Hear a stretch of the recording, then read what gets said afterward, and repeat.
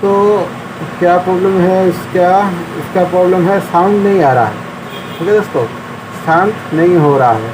ठीक है, साउंड नहीं हो रहा है तो क्या करें, मैं आप लोगों को अच्छी तरीके से एक आईसी चेंज करके आपका प्रॉब्लम 100% सॉल्व हो जाएगा दोस्तों। देखिए दोस्तों, ये वाला साउंड आईसी है। ठीक है दोस्तों, ये साउंड आईसी को चेंज करना है। ठीक है दोस्तों, देखिए फिर ये आईसी को चेंज करके आपका प्रॉब्लम 100% सॉल्व हो जाएगा दोस्तों। ठीक है दोस्तों, ये आईसी को चेंज करना है, चेंज करके आपका प्रॉब्लम 100% सॉल्व हो जाएगा। तो चेंज करके आप लोगों को साउंड आ जाएगा। ठीक है दोस्तों, ये आईसी मैंने चेंज कर चुका हूँ। ठीक है दोस्तों, चेंज करके आप लोग को दिखाने जा रहा हूँ मेरे साउंड हुआ नहीं हुआ है।